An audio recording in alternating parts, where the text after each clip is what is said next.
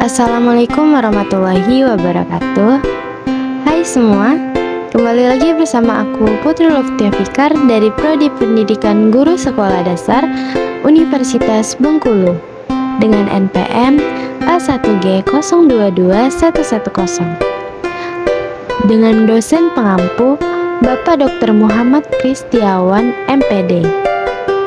Nah, di video pembelajaran kali ini Putri akan menjelaskan tentang konsep dasar pendidikan tinggi dan perguruan tinggi. Nah, teman-teman di sini apakah sudah tahu perbedaan pendidikan tinggi dan perguruan tinggi itu apa?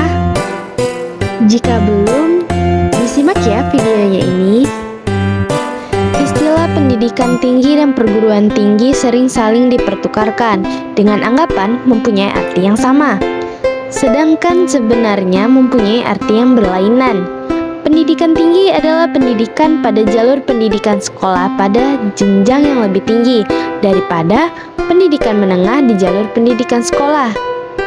Atau dengan kata lain, menurut penulis, pendidikan tinggi merupakan jenjang pendidikan setelah pendidikan menengah yang mencangkup program diploma, sarjana, magister, program doktor, program profesi, dan program spesialis yang diselenggarakan oleh perguruan tinggi berdasarkan kebudayaan bangsa Indonesia. Sebaliknya, perguruan tinggi adalah satuan pendidikan yang menyelenggarakan pendidikan tinggi.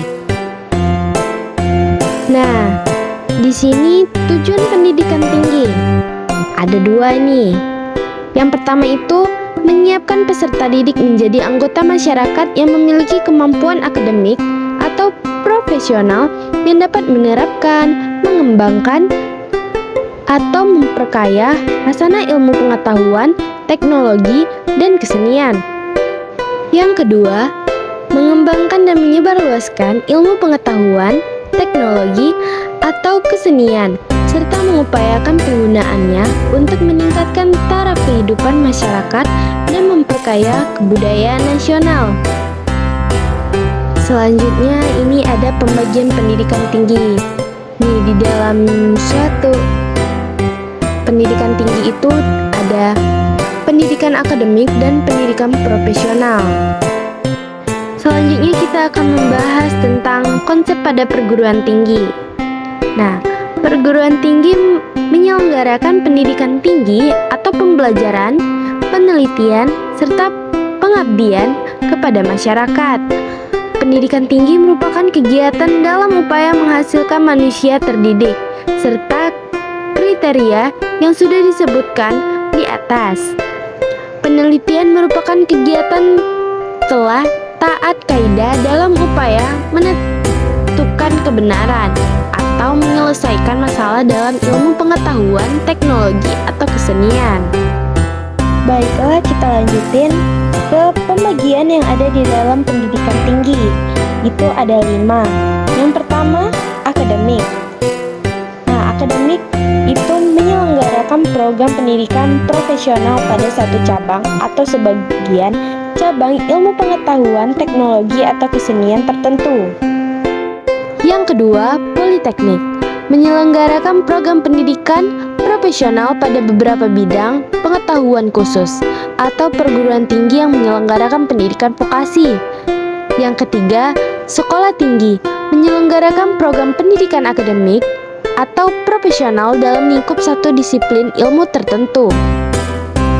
Yang keempat, institut penyelenggaraan program pendidikan akademik dan profesional dalam kelompok disiplin ilmu pengetahuan, teknologi, atau kesenian. Dan yang terakhir, universitas menyelenggarakan program pendidikan akademik atau profesional dalam beberapa disiplin ilmu pengetahuan, teknologi, dana, atau kesenian tertentu. Penyelenggaraan pendidikan tinggi. Nah, Peraturan Pemerintah Nomor 60 Tahun 1999 tentang pendidikan tinggi mengatur bahwa penyelenggaraan perguruan tinggi yang dilakukan oleh masyarakat haruslah terbentuk yayasan atau badan yang bersifat sosial. Ketentuan tampaknya dimaksudkan untuk memberikan status badan hukum pada penyelenggaraan pendidikan tinggi. Jadi, ada semacam jenjang dalam penyelenggaraan perguruan tinggi swasta, yaitu jenjang pertama universitas dan jenjang kedua itu yayasan. Untuk perguruan tinggi negeri, perguruan tinggi sendiri sudah merupakan badan hukum milik negara atau BHMN yang bersifat nirlaba atau non-profit, sejajar dengan badan usaha milik negara atau BUMN. Kita lanjutkan ke materi berikutnya ya. Nah, manajemen perguruan tinggi ini ada 4. Yang pertama itu perencanaan. Perencanaan program kerja termasuk perencanaan anggaran bukan merupakan hal baru bagi perguruan tinggi, baik perencanaan 5 tahun maupun perencanaan tahunan. Namun perencanaan perlu dilakukan untuk perencanaan strategis. Yang kedua itu pengorganisasian. Fungsi pengorganisasian termasuk fungsi pengisi staf yang sesuai untuk setiap tugas atau kedudukannya. Yang ketiga itu penggerakan. Tugas penggerakan adalah tugas menggerakkan seluruh manusia yang bekerja dalam suatu perguruan tinggi agar masing-masing bekerja sesuai yang telah ditugaskan dengan semangat dan kemampuan maksimal. Nah, yang keempat itu pengawasan. Pengawasan adalah fungsi terakhir manajemen, namun bukan berarti yang paling kurang penting. Pengawasan adalah pengamatan dan pengukuran apakah pelaksanaan dan hasil kerja sudah sesuai dengan perencanaan atau tidak. Baiklah, yang selanjutnya itu ada dimensi makna perguruan tinggi. Nah, di sini terdapat 5 dimensi. Yang pertama itu dimensi etis, kedua dimensi keilmuan, ketiga dimensi pendidikan, keempat dimensi sosial, dan yang kelima dimensi korporasi. Nah, selanjutnya ada perguruan tinggi dan tantangan globalisasi.